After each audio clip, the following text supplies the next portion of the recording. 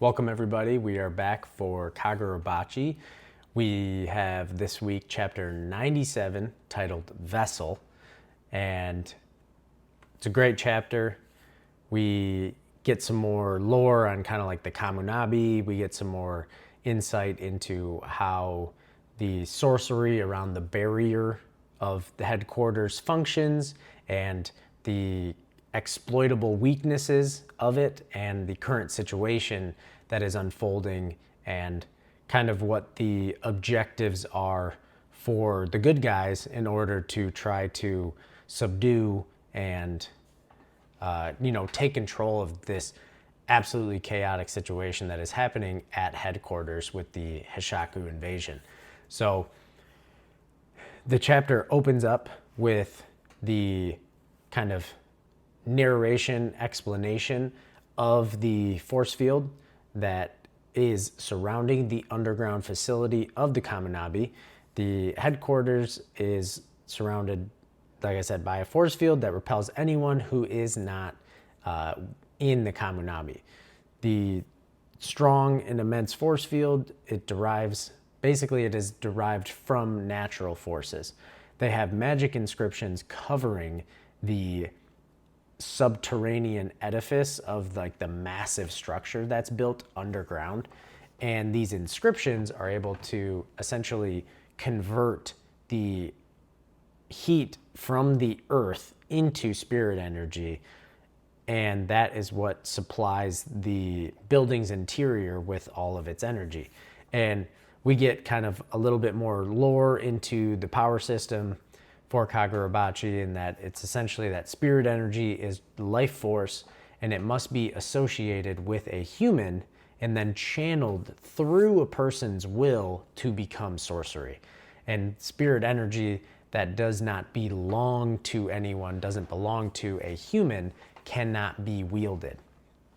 So in other words, the vast spirit energy it's intrinsically beyond human control, because it's such a massive amount being created from literally the earth's natural heat.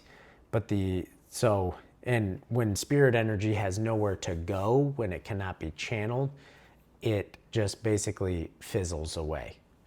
But that is where the person at the force field's core comes into play.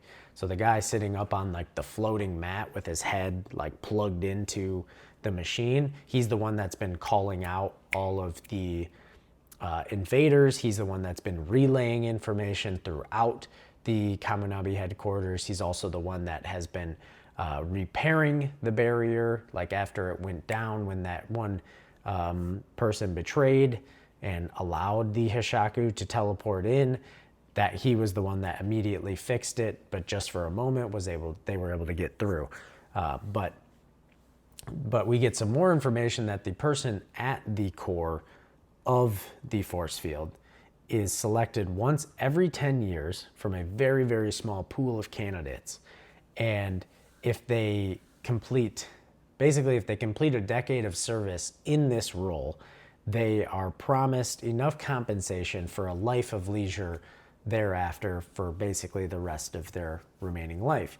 And it makes a lot of sense why there is a lifetime guarantee of leisure after you do these 10 years of service, because of what it entails to actually become the vessel for the core, for the force field's core. Because first their body must be reconstructed. So they actually consume this tiny little scroll that just says realms on it. And after consuming that, for roughly 4 months, they are in a drift in this liminal space between life and death. If for anyone, like a liminal space is somewhere that you're in between two different things. So this one is the liminal space between life and death. So they're just floating in this limbo in agony for 4 months. It's not just like a couple hours or even a couple days, which would be horrendous. It's for 4 months. And they lose, through this process of reconstructing their body, they lose a number of organs and their reproductive functions. So they can pretty much say goodbye. If they're choosing to try to do this, they're saying goodbye to potentially having a family, and they literally lose organs, which is just crazy to me. I would not personally be signing up for this role, but it's clearly a very integral role to the Kaminabi and their functionality at their headquarters. So it's important, but couldn't be me. But basically, the tremendous energy that is converted from the Earth's heat by the inscriptions on the outside of the building gets pulled in, and their body of this person becomes the vector for transforming it into the force field. So their presence alone is what makes that powerful force field possible. Like, they uphold the core.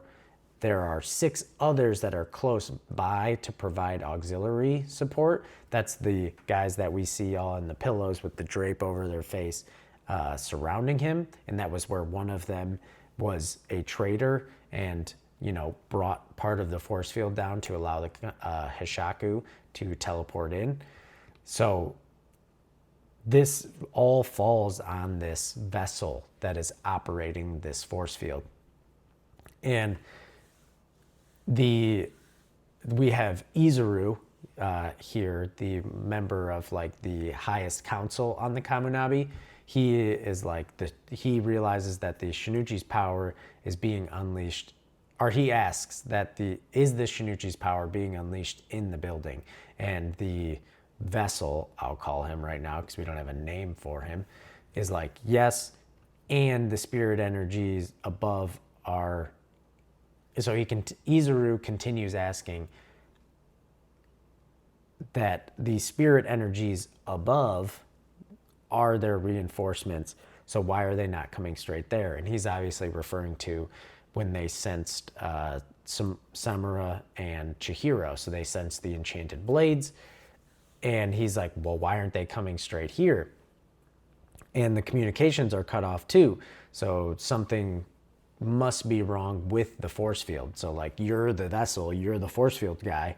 What's going on here?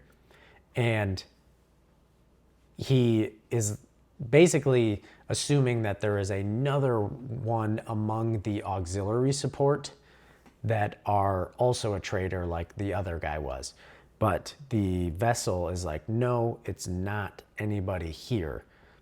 But he says that the only people who can influence the force field are here. And when he says here, he's meaning within the Kaminabi headquarters underground facility. And he says that there's one other, that there's another vessel like himself. And this is where we have, over the loud sirens, an announcement goes out from him that says hey, this message will be short, will not be repeated. There's one more vessel in this building. And we get to see Hakari and Ichiki here, and Hakari's a vessel? What the heck is that?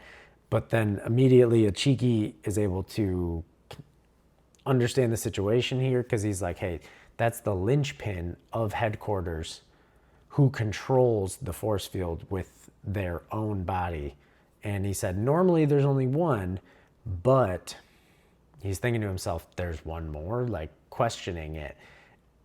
And then we cut back to Izuru. So we're kind of going between Izuru and Ichiki's group here, because Izuru is that person must have overwritten the force field parameters, and as a result, they were unable to summon the reinforcements. Because remember, they're also not only Samura and Chihiro, but they were also calling back Shiba and Hiyuki back to headquarters too, because they were at the Sanso, the 2 different Sanso, protecting the other sword bearers, because the assumption of the Kaminabi was that the Hishaku was going to continue, the Hishaku and Samura were going to continue to hunt down the other two sword bearers.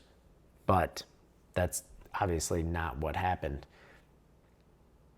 So, in addition, we get Ichiki explaining that in addition to one current vessel that mediates the force field, there's a device that is needed to cultivate a successor.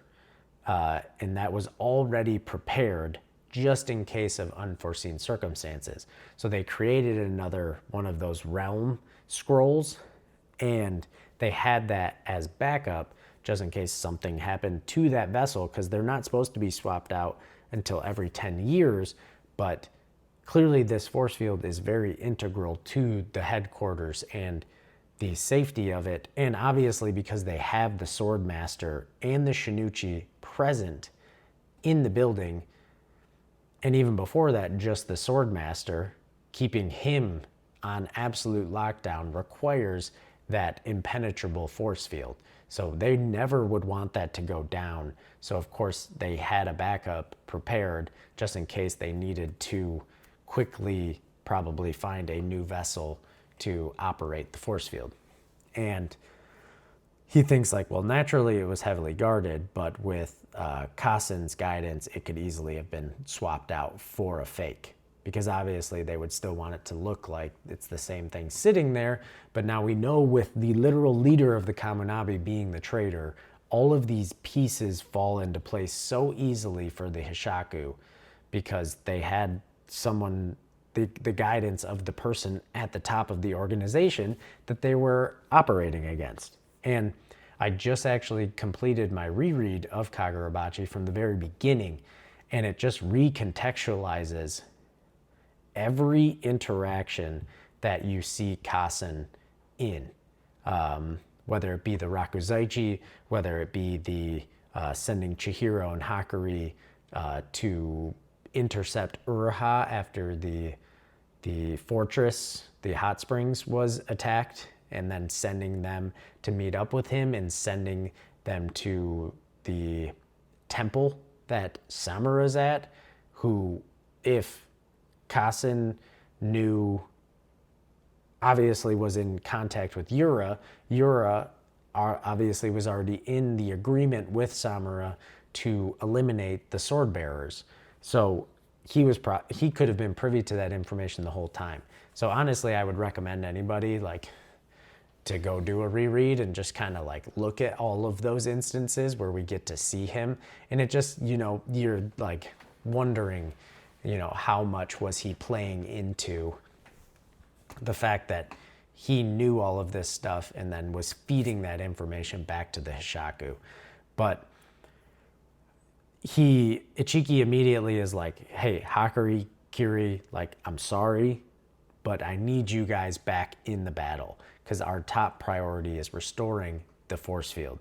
Because with a second vessel in play, so if there's another one there, the circuits that generate the force field is being altered, which is then changing the force field's function.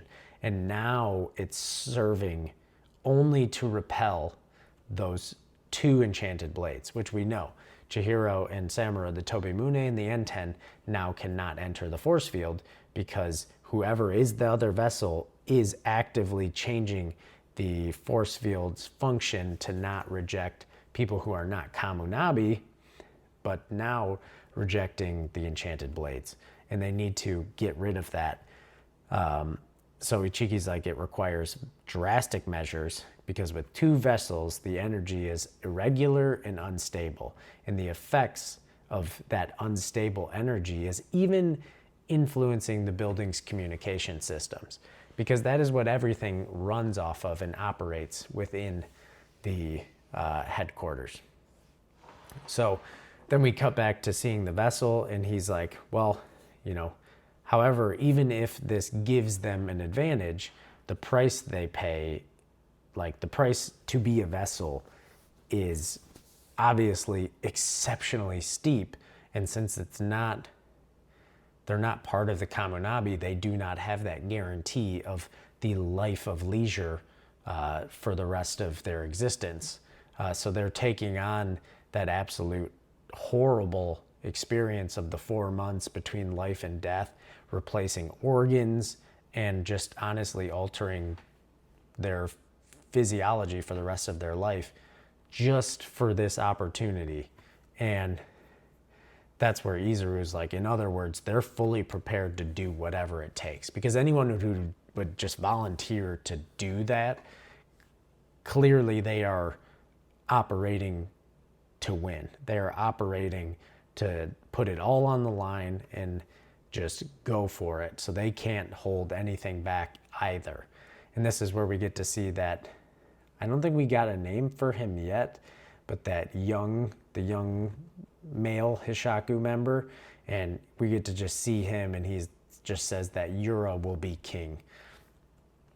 And we cut back to Yura and our boy Azumi here, and Yura's just like, hey, you're gonna wear yourself out fighting like that, and meaning fighting through his through the damage that he's sustained, because we know last chapter when Azumi got hit with Dragonfly, it just shredded his hand, and he still proceeded to attack through that damage anyways. And Azumi's like, well, hey, thanks for your concern, but like you should worry about yourself right now, because you have these Shinichi and you can't even fend off an unarmed opponent, obviously referring to himself. And he's just like, I'd be panicking if I were you. So this is where, I mean, this is banter and there's bravado on Azumi's part, but he also is just fully prepared to, do whatever it takes to hold Yura here, whether even if it's at the cost of his own body. So I love this from Azumi, because he's still locked in. He's giving Yura crap. He's not, showing any weakness. But then we have Yura say, bit by bit, it's coming into my grasp. And we get to see a little snippet of the sword bearer, or the sword master, as he's like standing up. And I don't know what he means by this. My assumption is he's saying bit by bit, the power of the Shinichi is coming into his grasp, but it could have like a bunch of interpretations too, because we also know as he's utilizing this, the Swordmaster is trying to like infiltrate his mind. So maybe he's talking about the Swordmaster, he's like reversing the situation on him, and bit by bit he's actually the one becoming in control of the Shinichi.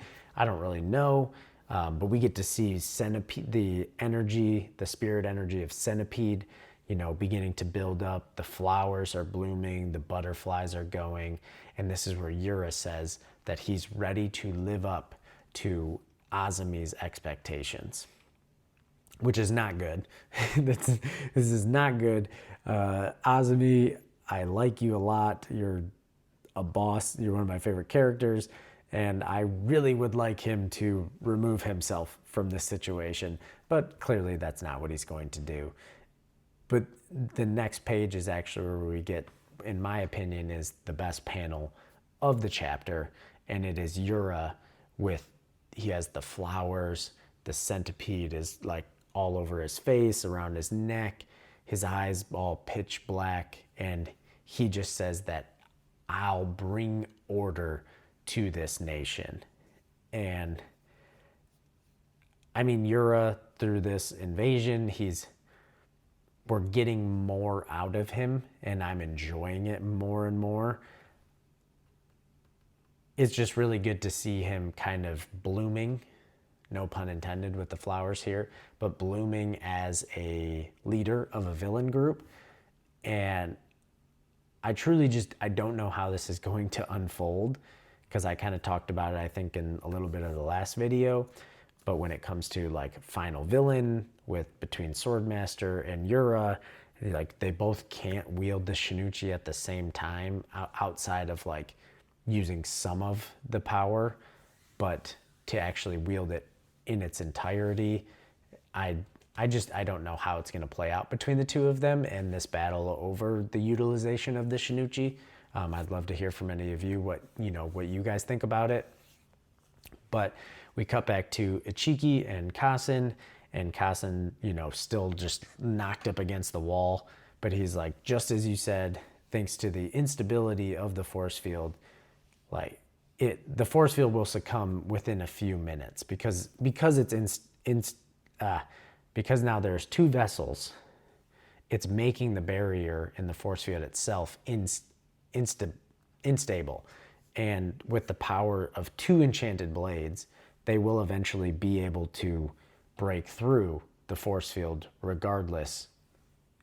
But Kasen's like, before that happens, Yura will reach the Swordmaster, because that's what they're betting on right now, is literally these couple of minutes now that Yura is utilizing the power of the Shinichi, that he will be able to make his way all the way to the Swordmaster in that time before Chihiro and Samura can actually infiltrate the building for reinforcements. Same thing for like Hiyuki and Shiba. And Ichiki counters with like, well, all we have to do is kill your vessel and restore the force field. But then we cut back to Azumi, and he's thinking to himself that if the force field is restored, then reinforcements will arrive. And they need an enchanted blade to stop Yura, because he is utilizing the power of an enchanted blade. And it's the most powerful one, even if it's a fraction of its actual true abilities. But this is where we have both Natsuki and Uruha seemingly kind of come back to their senses. They jump down, surrounding Yura, and Azumi, we get a panel of his hand, all just completely bloodied and just wrecked. And he said that the muscle and bones of both of his arms are shredded. And clearly that is from the power of Dragonfly. We don't really know exactly like what it does, but clearly it completely wrecked Azumi's arms. And that's Azumi we're talking about, who has probably some of, if not the best, physical augmentation and reinforcement for his body when it comes to his manipulation of spirit energy and his actual sorcery with the coins and the physical augmentation. And he's just like, the powers of the Shinichi are ridiculous, and unfortunately that really limits what he can do, because the fact that he fights with his hands, he's straight hands. So if his literal arms are both shredded and destroyed, it does limit what he can pull off. So he said pretty soon it's going to get worse anyways. So, but then he just locks in, and we get a sick panel of him with like the wide eye, blurry, but he's like, even so, I can still hit you, which is what we saw last chapter. He just powered through and hit Yura regardless. And he just thinks to himself that he's just going to buy time while he can, and he's just basically thinking to himself, well, reinforcements, just get here before I die. Like, please, that would be great. But then we see Izuru say, where's the other vessel? And our vessel for the Kaminabi says if he was at headquarters the whole time, that he would have noticed. So it's someone who just got here. In other words, it's one of the Hishaku members that teleported in. And they come over the loudspeaker and just say, do not stop killing the Hishaku. Assume that anyone who stands in your way is aligned with the Hishaku. And the goal right now is to exterminate the Hishaku as quickly as possible. And then we get a panel of the scroll for the realms, the realm upon realms. And we get to see Hokuto.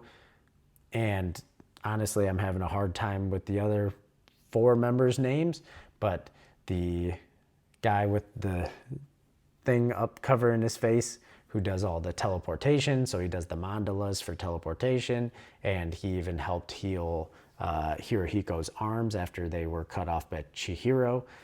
And then we have obviously my boy Hokuto, We have the young kid who Yura said is actually the strongest fighter of the Hishaku, so clearly we have a lot to see from him. We have the woman who was at Kunishige Rokuhira's assassination. She's the one who seems to be using ice sorcery. And then we have the demon Koma Inu demon dog manifesting sorcerer. The guy who's always yawning and tired, but he just chomps on people. So this has now turned into it already was, but now the absolute top priority is to just kill all of the Hishaku members because one of them is a vessel. And honestly, I don't really know. I don't have any great guesses for who it is. I feel like we don't have any factors that like easily point to someone unless I'm totally missing something. So please, if I am, let me know down below. But if I had to take a guess, I'd probably go with the sleepy dude. Maybe, I don't know. Like that's where I'm saying, or maybe it's the young kid. Honestly, it's very hard to know. We just don't have the information. And that's the whole point, is we're not supposed to know, because now it's turned into a wild goose chase.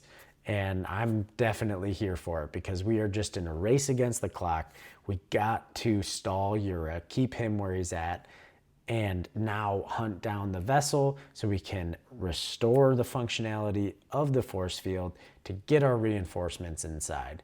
But if we can't do that in time, then Chihiro and Samura need to break through the force field and get down there before Yura can reach the Swordmaster. So, I mean, things are just crazy. It's been crazy for so long, and I am absolutely loving it. I would love to hear what you guys think about, where Kagurabachi is right now. We are now only 3 chapters away from big 100. So I don't know if Hokuzono has something, super spicy planned for 100. Maybe even something with the Swordmaster would be my guess. But we will have to wait and see. But regardless, I'd love to know what you guys thought about the chapter down below. Please, if you've made it this far, feel free to like and subscribe. I appreciate anybody who checks out any of my videos. And if you've made it this far, you're an absolute trooper. And I appreciate having you here. Trying to build, a good community around this channel. And I know you guys are out there. So regardless, I hope, you guys are having a great day or night wherever you are, and I will catch you in the next chapter. Peace.